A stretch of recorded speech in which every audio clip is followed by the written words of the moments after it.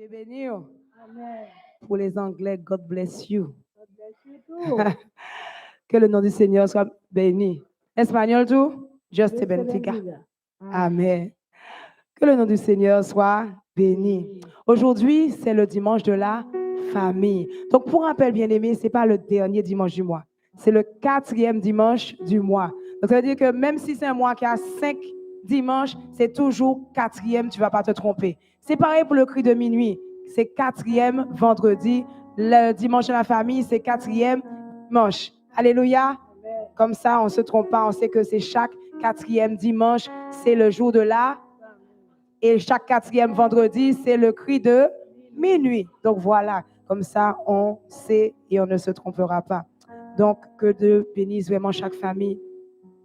J'accueille ce matin vraiment que chaque famille, notamment plus les autorités spirituelles de la maison avec les épouses. Donc, toi qui as ton épouse, ton mari dans la salle, vous allez vous rassembler et on va prier pour les familles, on va bénir, on va déclarer sur la vie des familles. Toi qui n'as pas ton épouse avec toi, tout près ici, qui est là-bas, eh bien, tu penses à ta famille et puis nous allons bénir les familles ce matin dans le nom de Jésus. Est-ce que nous comprenons? Alléluia.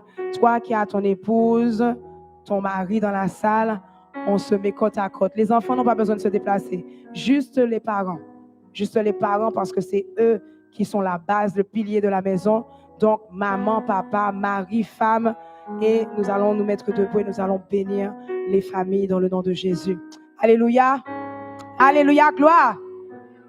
Tu sais, si le Saint-Esprit met à cœur, c'est qu'il veut faire quelque chose. Que Dieu te bénisse. Amen. Donc, donnez-vous la main fermement parce que nous savons ce que le diable veut faire. Et on se tient ferme en bloc comme des soldats contre la puissance ténébreuse. Non, vous pouvez rester à vos places. Vous allez à vos places, à côté de vos maris, à côté de votre épouse. Et nous allons déclarer et prier pour les familles dans le nom de Jésus. Toi qui as ta femme en Haïti, pense à ta femme en Haïti ou dans un autre pays. Toi qui as ton mari qui n'est pas sur place, qui n'est pas dans l'église actuellement, eh bien, tu vas penser très fort à ta famille et nous allons prier et déclarer dans le nom de Jésus. Alléluia. Gloire à Dieu. Dis, ma famille est bénie. Ma famille est bénie. Ma famille est pleine d'amour. Ma famille est pleine de puissance. Ma famille est une lumière dans cette société. Au nom de Jésus. Au nom de Jésus. Tous les plans du diable qui s'élèvent contre mon foyer, qui s'élèvent contre ma maison, dans le nom de Jésus, anathème, au nom de Jésus, nous lions toute activité démoniaque qui s'élève contre nos enfants, contre nos foyers, au nom de Jésus. Tout l'ennemi qui est venu contre nous par un chemin, il repart par 7 chemins. Au nom de Jésus-Christ de Nazareth, notre famille est harmonieuse, remplie d'amour, remplie de joie, par la puissance du Saint-Esprit. Alléluia. Et nous disons Amen. Et nous disons Amen. Et nous disons Amen. Au nom de Jésus. Alléluia. Le Seigneur est grand, il est fidèle. Ce que tu dis, sa main l'accomplira. Tu n'as pas remarqué quelque chose avec le serviteur Élie? Élie fait tout sa bagaille avec les prophètes. Les prophètes de Baal et puis les prophètes de l'autre là. 850 prophètes. Il a dit, oui, je vous lève en défi, je vous mets en défi de faire un sacrifice, le Dieu qui va brûler le sacrifice. Il a fait plein de choses. Après ça, il a mis de l'eau, tout ça dans le... Et puis, bien aimé, il y a quelque chose que nous devons vraiment remarquer. Quand il a fini de faire tout ça, c'est là qu'il dit, Dieu, réponds-moi, exauce-moi, montre-leur que c'est toi qui es Dieu.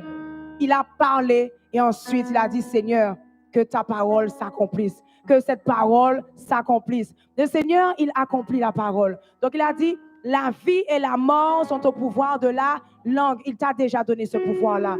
Ça veut dire que tu peux déclarer et Dieu vient mettre le sceau dans le nom de Jésus. Parce que quand tu déclares au nom de Jésus. Pas au nom de toi-même, au nom de Jésus. Et le Seigneur viendra mettre son sceau sur ce que tu as dit. Alléluia. Est-ce que tu saisis? Donc ça veut dire que ce soir, ce matin, nos familles sont bénies dans le nom de Jésus.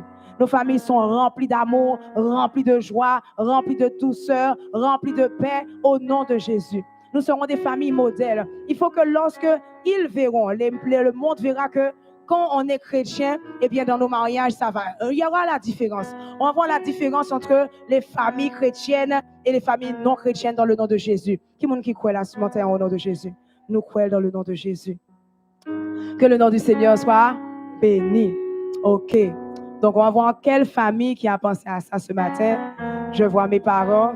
Ils sont habillés en bleu et blanc. Donc, nous acclamons le Seigneur pour le pasteur Alexis et son épouse. Ils sont habillés en bleu et blanc pour vaincre les plans du diable dans le nom de Jésus, par la puissance de l'unité. Alléluia. Quelle autre famille qui a pensé à ça?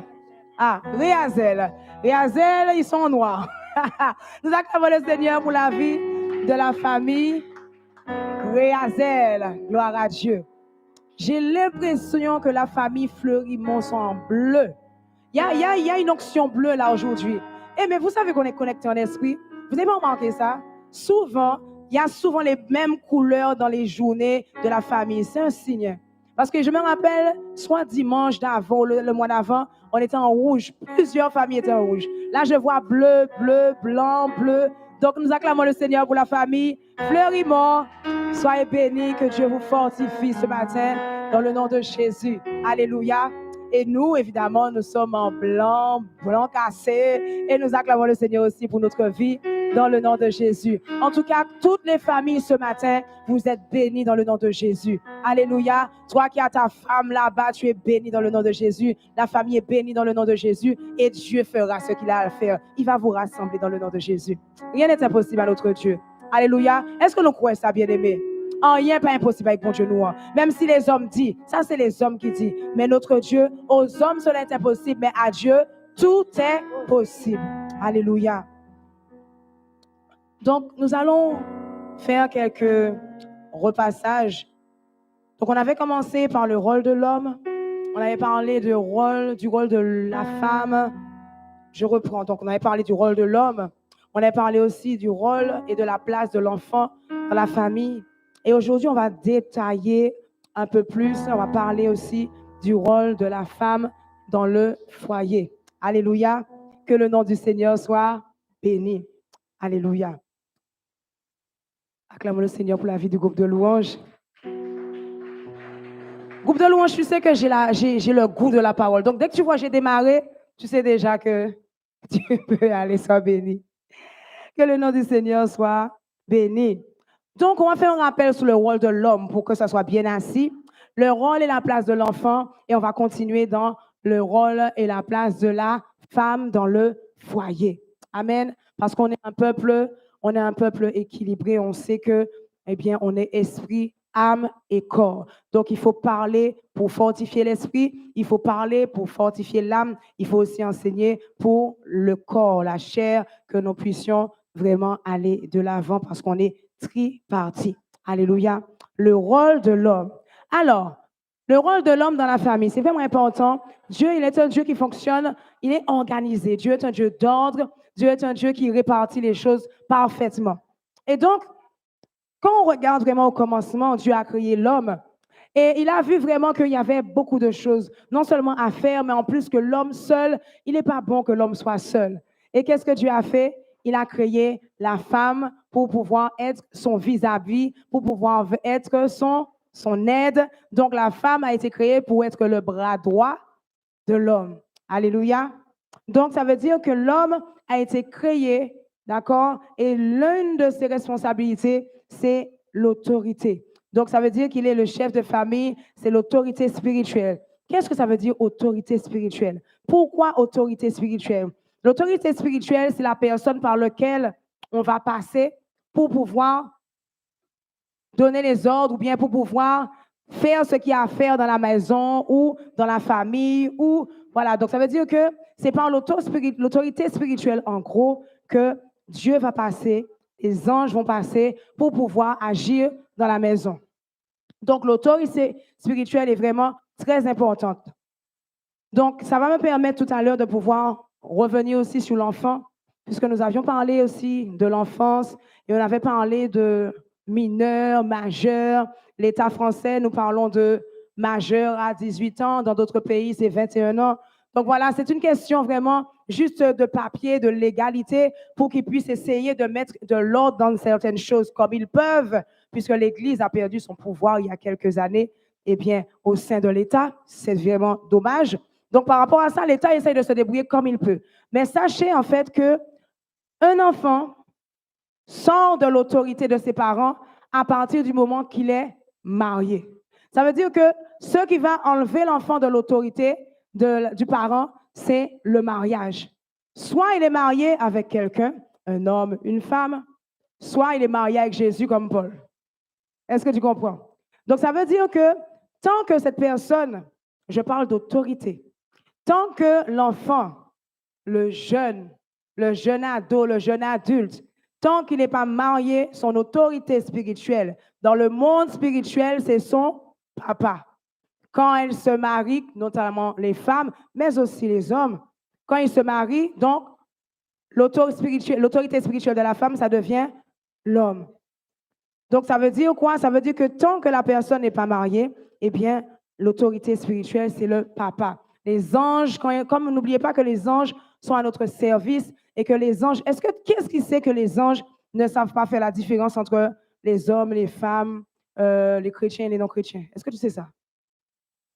Ils ne savent pas faire la différence. Ils ont besoin de signes, ils ont besoin de symboles, ils ont besoin qu'on ait. Donc, ça veut dire que si on ange vini là, il n'y a pas qu'à faire différence entre qui monde qui fille, qui monde qui garçon. Il n'y a pas qu'à faire différence entre qui monde qui chrétien, qui monde qui pas chrétien. Pourquoi je te dis ça ce matin? Regarde dans la parole de Dieu, dans l'histoire de Pharaon, où Pharaon ne voulait pas relâcher le peuple de Dieu. Et qu'est-ce que Dieu a dit au peuple d'Israël? Il a dit, tuez l'agneau, et puis prenez le sang, et puis faites quoi? Mettez sous le linteau de chaque porte. Pourquoi? Parce que quand l'ange destructeur va passer, que tu sois chrétien ou pas, que tu sois Israël ou pas, si tu n'as pas le sang, l'ange va rentrer, il va détruire, il va tuer l'enfant. C'est son objectif. Est-ce que tu comprends? Ça veut dire que les anges ont besoin d'un signe. Les anges ont besoin de savoir. L'Ible a besoin de savoir de quelle autorité tu dépends. Ça, c'est les anges. Ils n'ont pas cette faculté de faire la différence.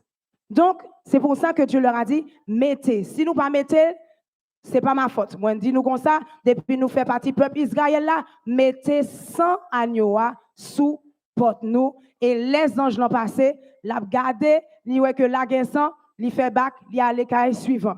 S'il n'y a pas le sang sur la porte, il arrive dans la maison, il tue le bébé. C'est ce qu'il faisait. L'ange destructeur ne regardait pas, toi tu es Israël, toi tu n'es pas Israël. Non. Il y a le signe, ok, je ne rentre pas. Il n'y a pas le signe, c'est porte ouverte. À tel point que dans une des maisons des Israélites, il y avait un pharaonite, si on peut dire ça. Donc, on va dire un païen. Donc, c'était un homme de Pharaon qui était dans l'une des maisons d'Israël. Parce que il était en Dankaïla, la maison avait le sang sur le linteau, il a été préservé. Donc, vraiment, c'est important de comprendre la notion d'autorité. L'autorité, ce n'est pas la domination. La domination est une malédiction qui a été prononcée par Dieu lors du péché de Adam et Ève. N'oubliez pas, dans Genèse, chapitre 3, la parole de Dieu nous dit que Dieu est venu, il a parlé et il a maudit chacun. Il a maudit le serpent, il a maudit la femme. Donc, il y a une malédiction qui a été prononcée sur la femme. Tu vas avoir des accouchements douloureux, etc. C'est une malédiction qui a été prononcée. Et il a dit aussi pour la femme, tu seras dominé par ton mari et ses désirs se porteront sur toi. Donc, cette domination, cette possession, cette forme qui a été transformée en forme de dictature aujourd'hui, eh bien, c'est une malédiction à la base. Mais ce n'était pas dans le plan de Dieu. Ce qui était dans le plan de Dieu, c'est l'autorité. L'homme a une autorité spirituelle sur la femme, mais il n'a pas la domination en Jésus-Christ, normalement, sur la femme. Devant Jésus, nous sommes égaux. Il n'y a ni homme, ni femme, ni juif, ni grec. Devant le Saint-Esprit de Dieu, nous sommes égaux. C'est une question d'autorité.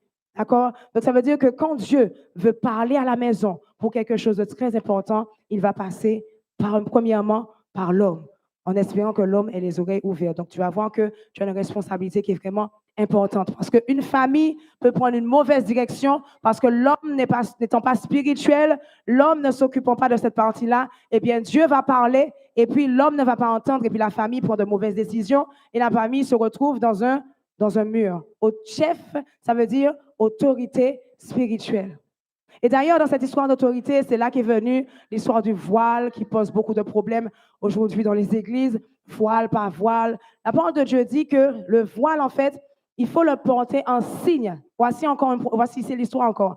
C'est une histoire de signe pour les anges. Donc, à cause des anges, on demande à la femme de porter un voile pour que l'ange qui vient à ton service puisse savoir de quelle autorité tu dépends. Parce qu'il doit le savoir. Donc, il doit savoir de quelle autorité tu dépends. Donc, voici, tout simplement, il dit, quand tu pries, quand tu prophétises, c'est là que le ministère des anges est en mouvement. C'est quand on prie, quand on prophétise, que le ministère des anges est en mouvement. Quand tu regardes la parole de Dieu, souvent, c'est pendant qu'il priait, c'est pendant qu'il prophétisait, on voit vraiment le ministère des anges qui est là vraiment. Et donc, le ministère des anges, eh bien, les anges ont besoin de ce signe pour pouvoir vraiment savoir et faire son travail comme il le faut. Donc, c'est tout simplement une question d'autorité. Ce n'est pas le sujet. On ne va pas pouvoir le développer ce matin, mais sache que l'homme a ce rôle. Donc, on l'avait déjà dit, déjà depuis le mois d'avril ou mars, on avait déjà dit donc que l'homme a cette responsabilité d'autorité spirituelle dans la maison. Pas de dominateur, pas de dictateur, mais l'autorité spirituelle. Ça veut dire que c'est celui qui va apporter la direction de la maison, c'est celui qui va apporter le message de Dieu dans la maison. Comme Adam, il a apporté le message, il a dit à Ève, Ève, voici ce que Dieu a dit. On ne peut pas faire ça, on peut faire ça, on ne peut pas faire ça, on peut faire ça. Donc voici le rôle de l'homme, autorité qui donne la direction. Autre chose encore, eh bien du coup, l'homme va veiller, il va superviser, il va veiller au bon fonctionnement de la vie spirituelle, de la vie professionnelle, enfin, la vie éducative, tout ce qui se passe à la maison, il va superviser pour vraiment voir que tout se passe bien et il va mettre en place des choses pour le bon fonctionnement de la famille, de la maison. Autre rôle que nous avons vu, donc je ne vais pas reprendre les passages, on l'avait déjà appris, il a cette responsabilité d'aimer sa femme. Autant la femme, on va voir tout à l'heure, il dit respecte ton mari, autant le mari doit aimer. C'est une responsabilité, c'est un rôle. Il dit aimer. Oui, la femme doit aimer son mari. Mais si le Seigneur précise, c'est qu'il y a une raison. L'homme doit aimer sa femme. Donc, ça veut dire quoi? 1 Corinthiens chapitre 13 vous enseigne très bien sur l'amour. Il doit être patient avec son épouse. Beaucoup d'hommes sont patients avec d'autres personnes, mais avec l'épouse, non. Tu as fait une erreur une fois, la deuxième fois, il te mange. Mange avec les yeux, pas, mais voilà. Donc, ça veut dire qu'il nous dit, l'amour est patient. L'amour est plein de douceur. L'amour fait quoi? L'amour fait du bien. Donc, ça veut dire que l'homme a ce rôle, cette responsabilité. Pourquoi Dieu parle aux hommes particulièrement? C'est qu'il a été sûrement constaté depuis la nuit des temps que les hommes demandaient respect, mais ils ne manifestaient pas l'amour. Donc, c'est un rôle particulier que Dieu a mis sur la vie de l'homme. C'est une responsabilité à laquelle il doit faire plus attention que la femme. La femme, elle peut aimer facilement, mais l'homme a besoin d'un peu de veille. Il faut qu'il veille sur ça. Eh bien, le fait d'aimer sa femme. L'amour est patient, l'amour fait du bien à l'homme, à l'autre. L'amour ne s'enfle pas d'orgueil. Donc, je ne sais pas parce que moi, garçon, que ça veut dire que je dois t'humilier. Toi qui es une femme qui n'a pas fait d'école, je dois t'humilier. Non, l'amour, eh bien, ne s'enfle pas d'orgueil. Donc, tu connais déjà 1 Corinthiens chapitre 13. L'homme doit veiller à ce que 1 Corinthiens chapitre 13 soit dans sa vie et t'inquiète pas que ta femme te le rendra parce que c'est la parole de Dieu qui l'a dit. L'homme a cette responsabilité aussi, ce rôle de considérer sa femme et de l'honorer. Ça ne doit pas venir d'autres personnes. Aujourd'hui, on se retrouve face à quelque chose qui arrive souvent, plus souvent qu'on le pense. Souvent, la femme n'est pas honorée dans sa maison. Ça veut dire que le mari ne la voit pas, et ne la regarde pas, et ne lui dit pas, même si manger un bon, il ne va pas dire que c'est bon, même si elle a bien fait quelque chose, il ne va pas le dire. Et puis, si jamais tu lui fais la remarque, comment? Ou pas connaître que vous faites pas bien. Vous obligez de dire tous les jours, moi, vous obligez de dire tous les jours que vous faites manger à bien. La parole de Dieu nous dit qu'il honore, ça c'est Proverbe 31. L'homme a cette responsabilité-là, ça fait partie de ta mission. Il faut pouvoir, eh bien, honorer sa femme. Honorer, ça veut dire lui dire ce qu'il y a. Il y en a même qui disent que, oui, si je l'honore, peut-être lui va le gonfler et puis il a tout éclaté sous moi dans le là. Non, bien aimé, reste dans la parole de Dieu. D'ailleurs, tu ne l'honores pas, ça n'a rien changé dans la maison, ça a même empiré les problèmes.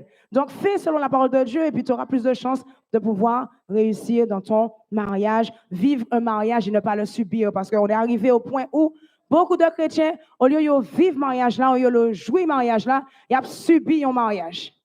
La parole de Dieu nous donne les clés pour pouvoir jouir de notre mariage. Parce qu'il y a trop de choses compliquées sur terre pour qu'on puisse avoir le mariage difficile encore. Donc, considère ta femme, honore-la. Et puis, j'avais dit ça déjà, je pense que je ne sais pas si tu te rappelles, qu'on l'avait dit il y a quelques mois. Eh bien, ça arrive assez régulièrement où c'est des hommes de l'extérieur qui disent à ta femme, tu es belle, tu fais ça bien, tu es intelligente. Ton mari ne t'a jamais dit ça. Quand il y a là, ça passe, ou obligé de mettre, comme on dit chez nous, obligé qui était malheureuse là pour intercéder. Oh Jésus, au nom de Jésus, l'esprit de convoitise, l'esprit de publicité, oh Seigneur, préservez-moi, papa. Tu l'as fait prier, intercéder pour rien. Parce que quand il y a là, les gens qui, oui mes amis, Marie m'a jamais dit ça, ça a venu dire moi belle, il dit comme ça au moins intelligente. Je m'a joindre ça la caille là Jésus préservé. Donc vous mettez malheureuse là non intercession pour rien. On combat spirituel pour rien. C'est une réalité. C'est une réalité, surtout dans cette île-là, la Martinique.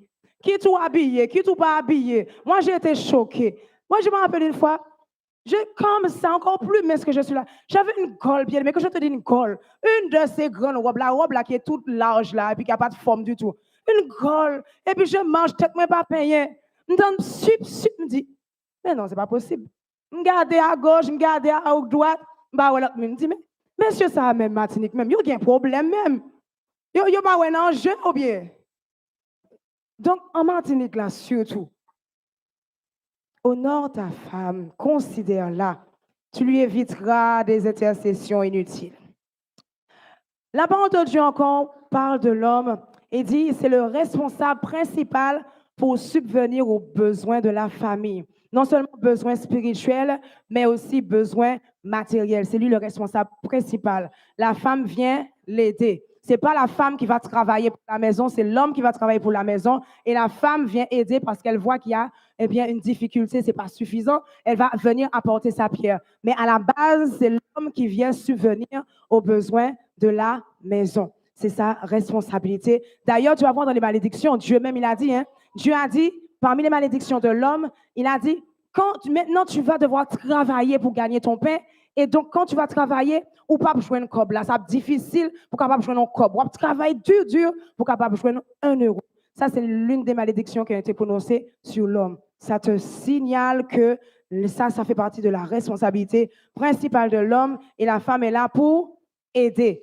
Donc, ça veut dire que quand c'est à l'envers, c'est pas normal. Ça met un désordre spirituel dans la maison. Donc, il faut pouvoir, l'homme a cette responsabilité de subvenir aux besoins matériels de la famille, aux besoins spirituels aussi. Donc, ça veut dire que c'est lui qui doit veiller à ce que la maison soit correctement nourrie spirituellement. Même si dans la maison, c'est peut-être la femme qui lit plus, peut-être parce qu'elle a plus le temps, peut-être parce qu'elle est plus dévouée, eh bien, c'est l'homme qui doit s'assurer que la femme, eh bien, instruise les enfants. Il doit s'assurer que la parole de Dieu est lue dans la maison. Il doit s'assurer que, eh bien, la famille va à l'église.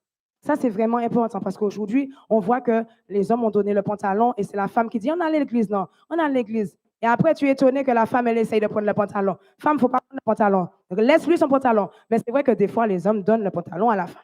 Mais il ne faut pas prendre femme, il ne faut pas prendre. Sois sage et puis prie. Donc, responsable pour subvenir aux besoins spirituels et matériels de la famille.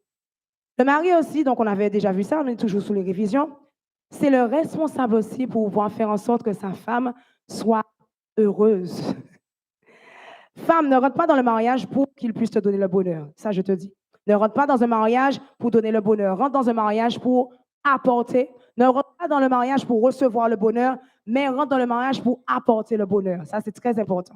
Ne fais pas cette erreur, femme.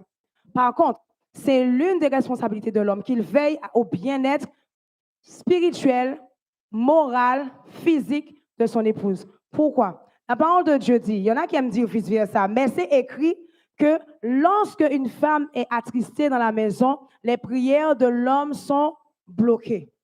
Donc, ça veut dire quoi? Ça veut dire qu'il n'a pas dit l'inverse. Dès que Dieu parle, il dit, hommes, aimez vos femmes. Femmes, respectez vos maris.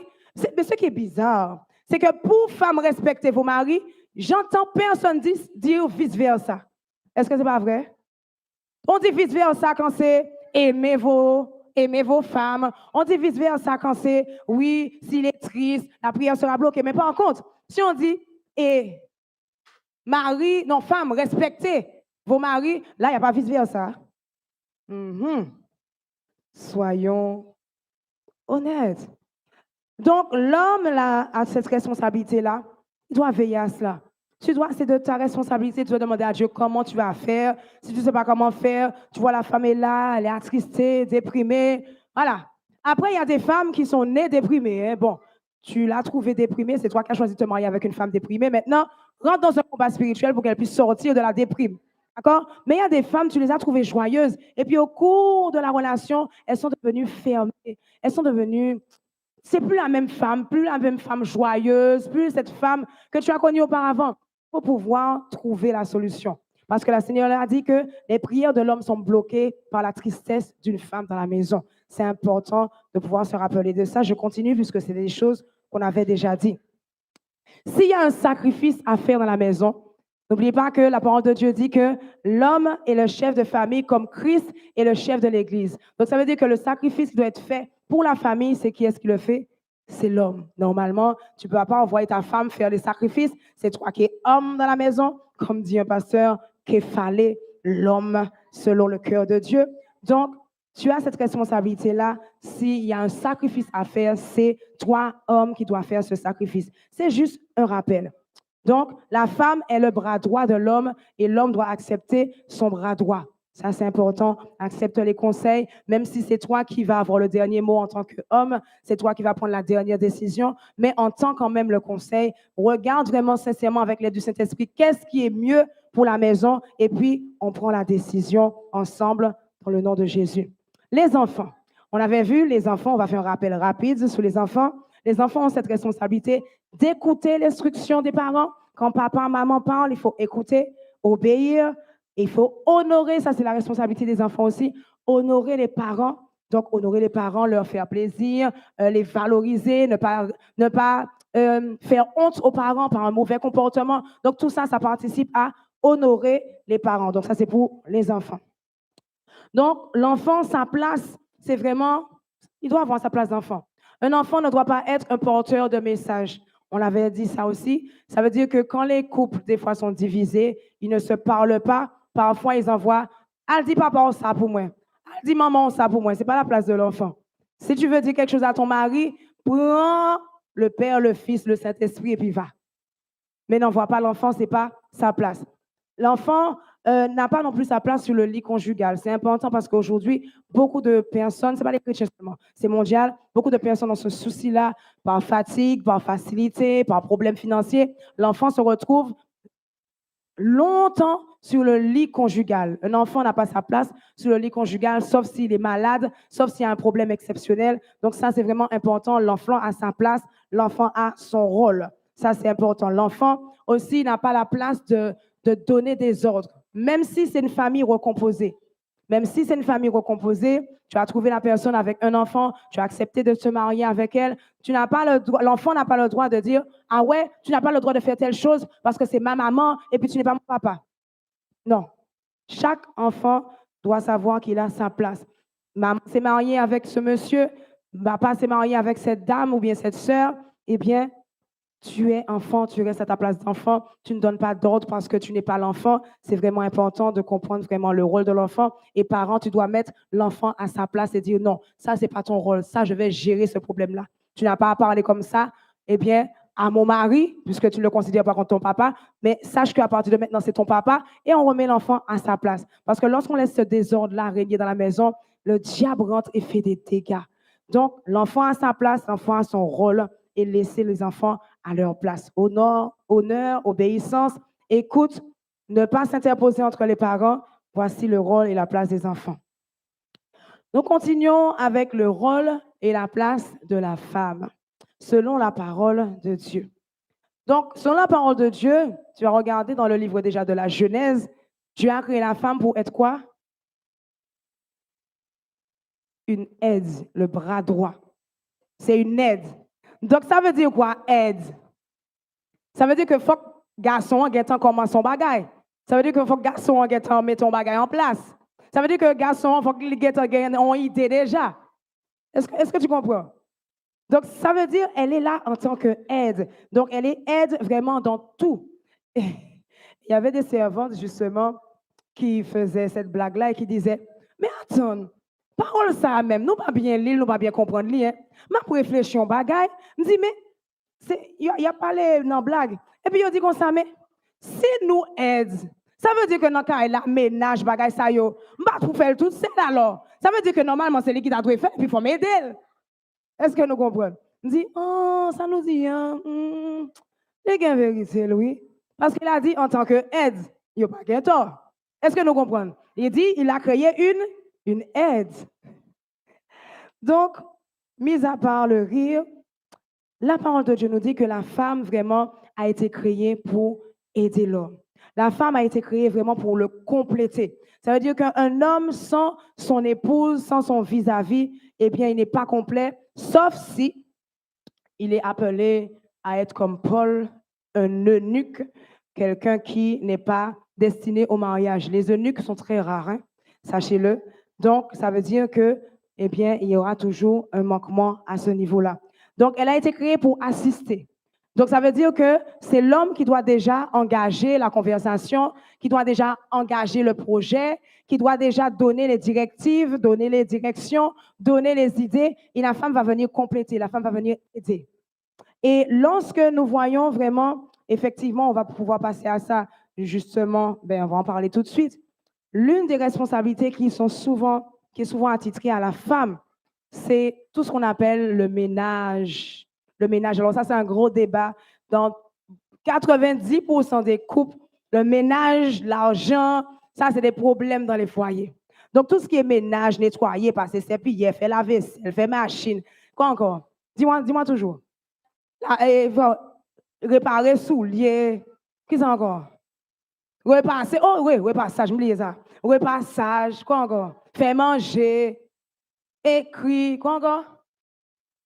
Dépoussiérer, enfin, toute la vaisselle, tout bagage ça yo. En général, on a laissé ça à 100% pour la femme et on laisse la femme couler en dessous de ça. Bien aimé, donc premièrement, c'est marqué que la femme est une aide. Deuxièmement, si tu suis le modèle général de la parole de Dieu, tu vas voir que l'homme, c'est pareil, la femme vertueuse dans Proverbe 31. La femme vertueuse, tu dis, mais maman, c'est une femme extraordinaire. Elle fait du bien à son mari, elle s'occupe des enfants, elle travaille, elle fait plein de choses. Mais il faut que tu lises quelque chose au tout début.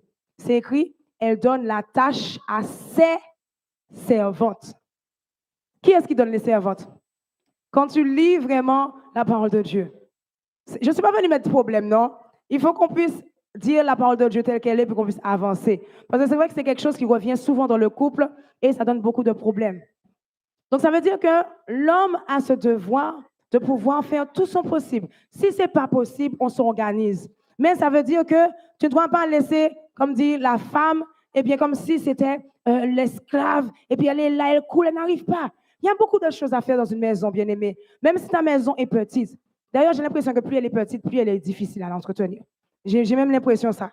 Parce que quand c'est petit comme ça, chaque chose n'a pas sa place, chaque place n'a pas sa chose. Donc ça veut dire que chaque fois, il faut que tu déplaces ça, que tu le remettes là, parce qu'il n'y a pas assez de place pour pouvoir mettre un à côté de l'autre. Et ainsi de suite. Le nettoyage, la poussière, la vaisselle, tous les jours tu manges, tous les jours, etc.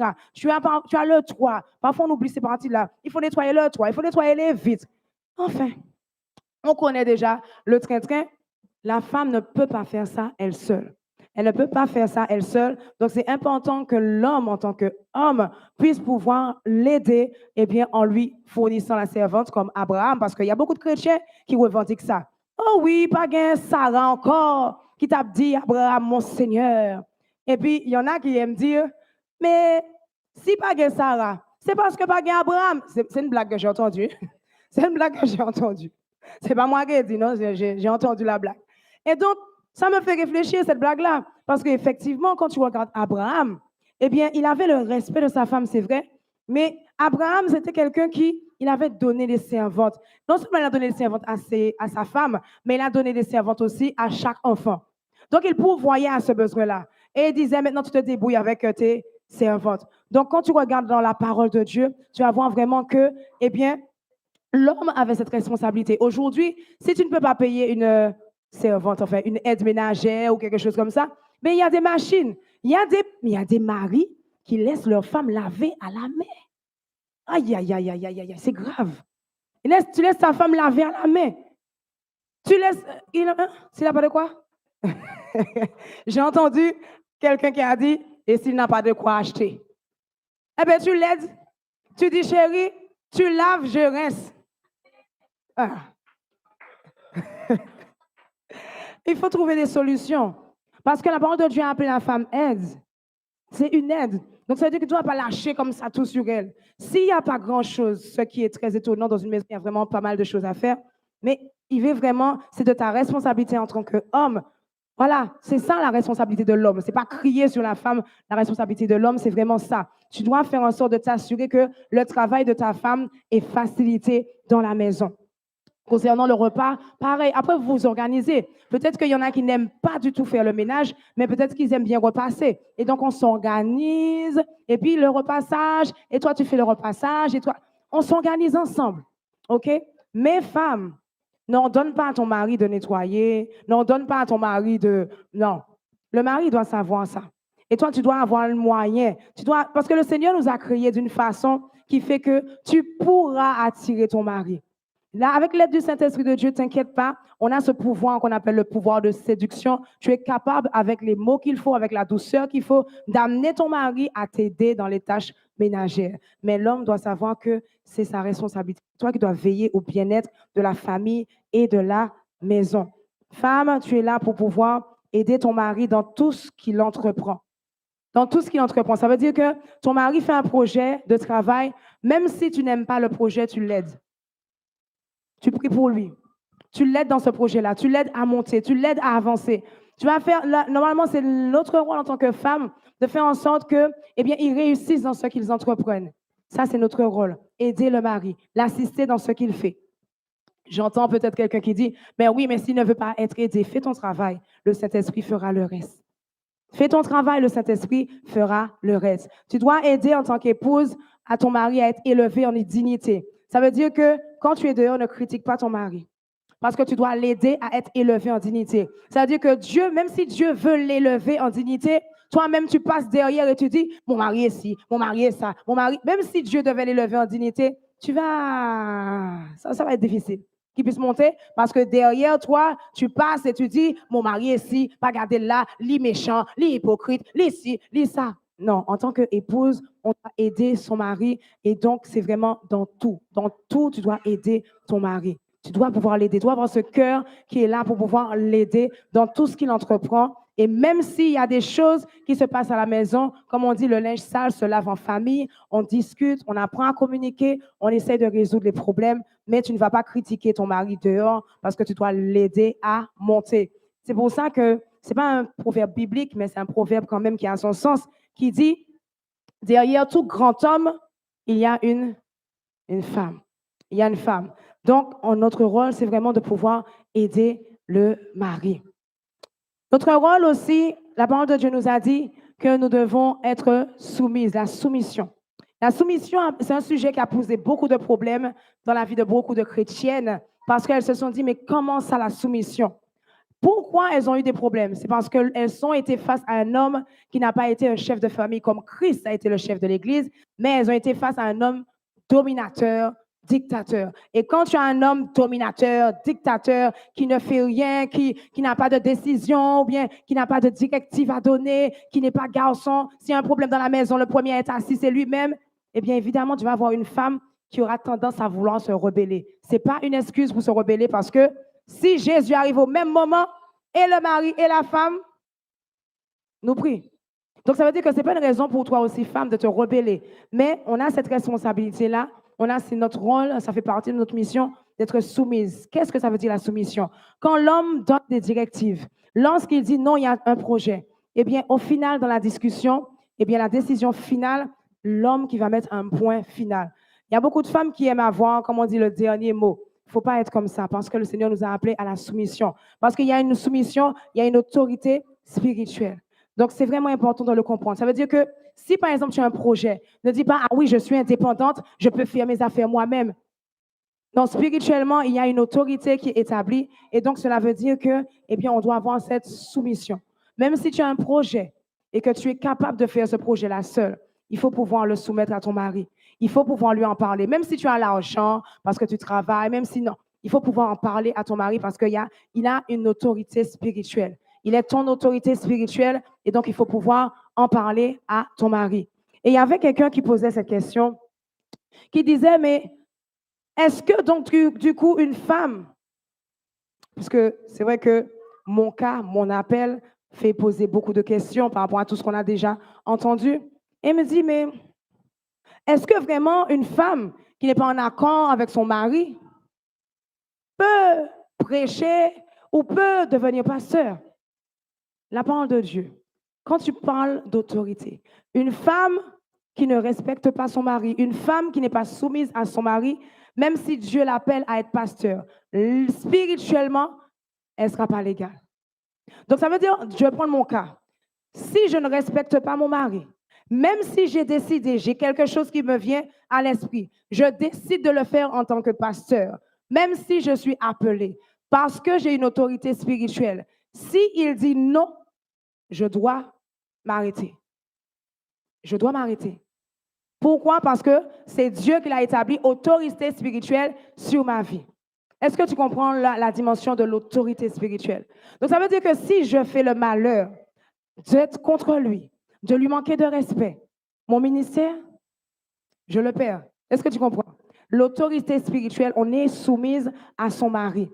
Donc, si vraiment c'est Dieu qui m'a dit de faire telle chose et que mon mari m'a dit non, qu'est-ce que je vais faire? Je vais dans la prière. C'est Dieu, Dieu, c'est toi qui l'as mis, hein, autorité spirituelle sur ma vie. Hein. Donc, si tu m'as dit je dois faire ça à l'église, c'est toi qui vas lui parler. C'est lui-même qui va me dire, mais non, chérie, vas-y, fais-le. L'autorité spirituelle. Une femme doit être soumise à son mari, mais il faut que, comme la blague dit, pour qu'il y ait, comment elle s'appelle? Sarah, il faut qu'il y ait aussi Abraham. C'est bien. Mais si, femme, si jamais tu n'as pas Abraham et puis que c'est Saül que tu as, bon, rentre dans la prière. Rentre dans la prière. Dis Seigneur, grâce, miséricorde, nous avons été mariés devant toi et devant les hommes. Jésus, fais-moi grâce, papa. Parce qu'à partir du moment que tu es marié devant Dieu et devant les hommes, bien-aimés, ton mariage est béni, il est béni définitivement. Donc, ça veut dire que Dieu va être en faveur de ton mariage et il va venir te délivrer. Donc, si tu t'es marié avec Saül par erreur, parce que ouais que Saül t'est belle, ou ouais que Saül t'a marché l'église, ou marié avec lui par erreur, eh bien aimé, sache que Dieu va venir à ton secours parce que Dieu est pour le mariage. Il ne va pas te séparer. Il ne faut pas écouter les gens là qui disent, ah oui, je suis marié avec un tel depuis combien d'années, mais j'ai eu une prophétie, une révélation qui dit que je dois divorcer de ma première femme pour me marier. Ce n'est pas vrai. Même si tu t'es mal marié, comme ils disent, c'est pas vrai. Quand tu t'es marié devant Dieu et devant les hommes, Dieu a scellé ton mariage est béni. Quand c'est fait devant Dieu, c'est scellé. Amen. C'est scellé. La seule chose, c'est si tu t'es marié dans le monde, ça, c'est pas reconnu par Dieu, c'est pas scellé. C'est pareil, le mariage à la mairie, beaucoup de personnes disent, oui, si moi marié à la mairie, moi marié. Tu n'es pas marié. Tu es marié quand tu es marié devant Dieu. Tu es marié quand tu es marié devant Dieu. Sauf si tu as invité ton pasteur à la mairie, tu as dit, j'ai pas beaucoup d'argent pour pouvoir faire le mariage, je veux être marié à la mairie, bénis-moi à la mairie. Là, ton mariage sera reconnu devant Dieu.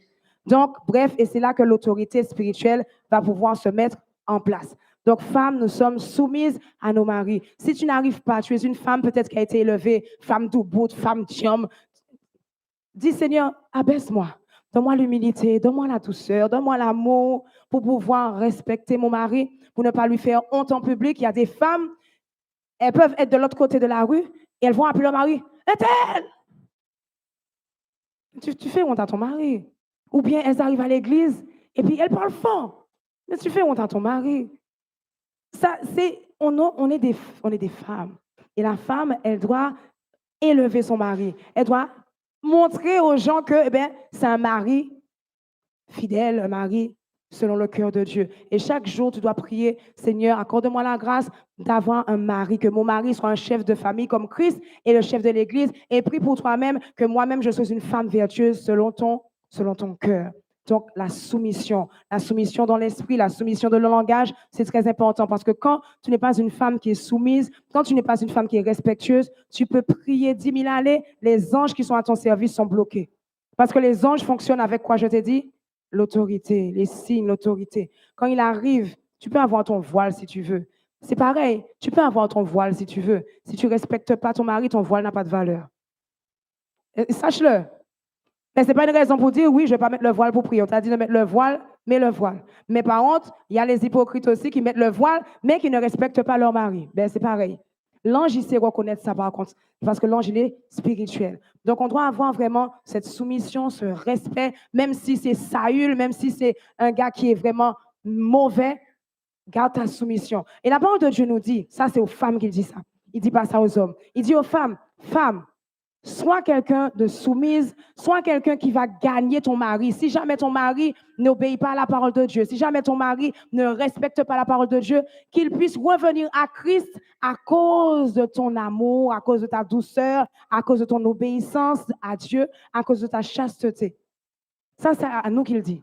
Il n'a pas dit ça aux hommes. Donc, ça veut dire que si l'homme est mauvais là, il te dit, toi, femme, sois soumise, sois respectueuse, obéis à la parole de Dieu, sois amour, respecte Dieu et tu vas voir que Dieu lui-même va ramener les cœurs de Pierre dans le nom de Jésus. C'est écrit et c'est ce qu'il fera. Il est un Dieu qui est fidèle.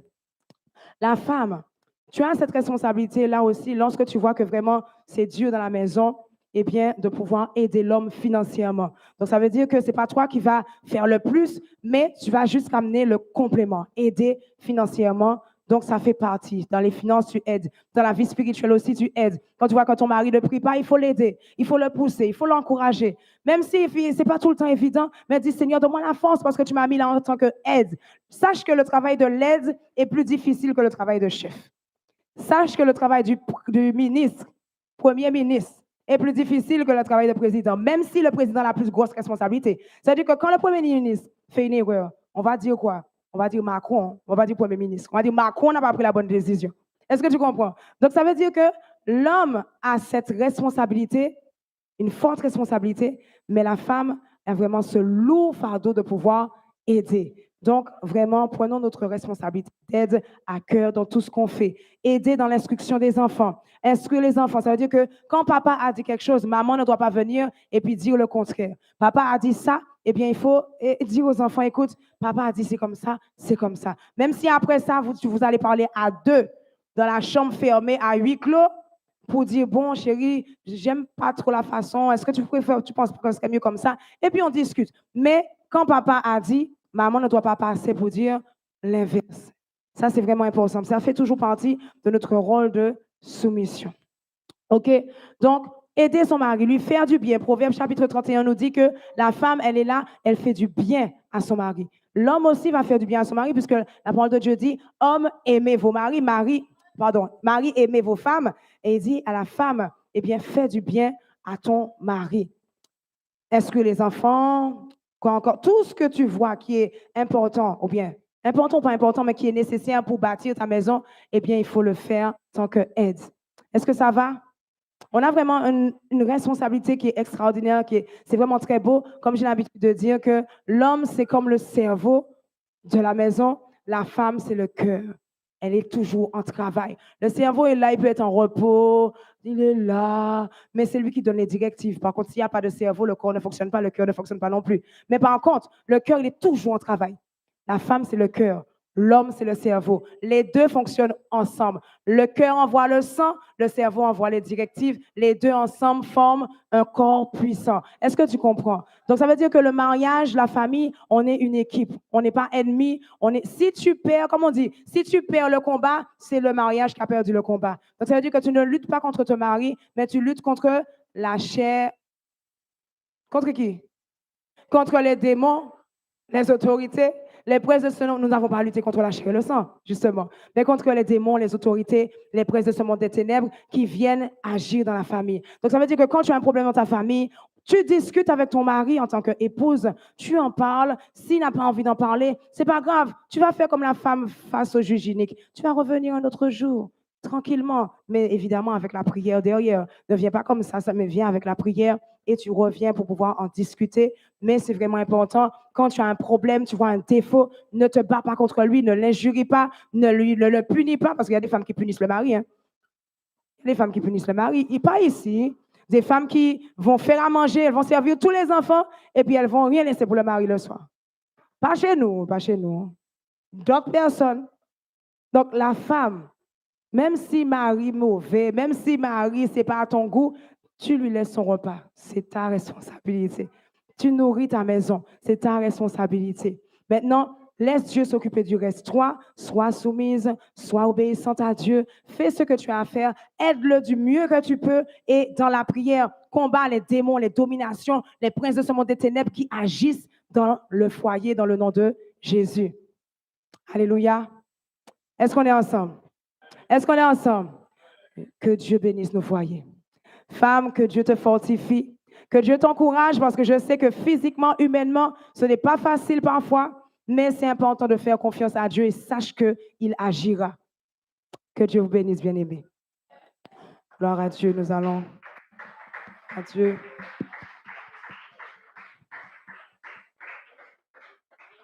Merci Seigneur. Notre Dieu est bon. Donc nous allons nous mettre debout et nous allons prier. Nous allons terminer ce moment de message par la prière pour pouvoir passer à notre temps des offrandes. Nous nous mettons debout, ça fait un moment que tu es assis. Amen. Il y a déjà des soldats debout, que Dieu te bénisse. Et nous prions, nous disons, Seigneur, aide-nous à saisir cela. Aide-nous à vraiment comprendre notre rôle, notre responsabilité. Qu'on ne puisse pas se mélanger, mais qu'on puisse travailler ensemble afin que notre foyer puisse être un foyer exemplaire pour ta gloire et que nous puissions jouir de ce foyer.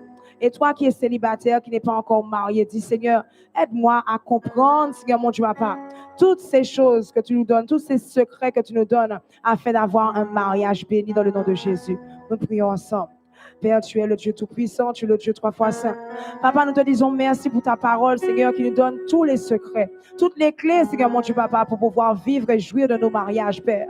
Papa, aujourd'hui, on voit un fléau mondial, Seigneur mon Dieu, Papa, où, Seigneur, divorce, séparation, et ceux qui ne sont pas divorcés, ils subissent le mariage, Papa. Papa, qu'il n'en soit pas ainsi au milieu de nous, Père. Apprends-nous, Seigneur mon Dieu, Papa, à vivre nos mariages, Père, et pas à les subir. C'est pourquoi aide-nous à saisir ta parole. Donne à chacun l'amour nécessaire. Donne-nous la sagesse, Seigneur mon Dieu, Papa.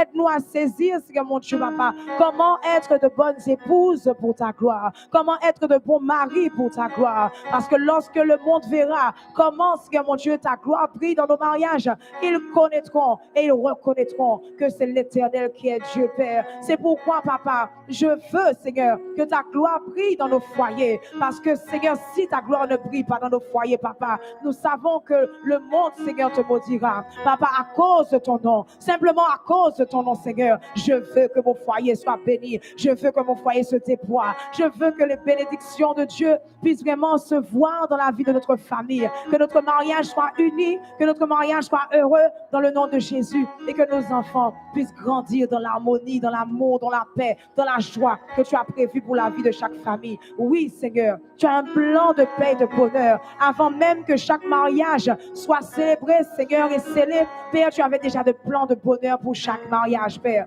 C'est pourquoi, Seigneur, ce matin, nous réclamons ces plans de bonheur et de paix pour nos mariages, pour nos familles, dans le nom de Jésus-Christ Nazareth, afin que ta seule gloire, Père, soit élevée, ton seul nom soit élevé à travers nos familles. Au nom de Jésus-Christ, nous t'avons prié et le peuple de Dieu dit Amen.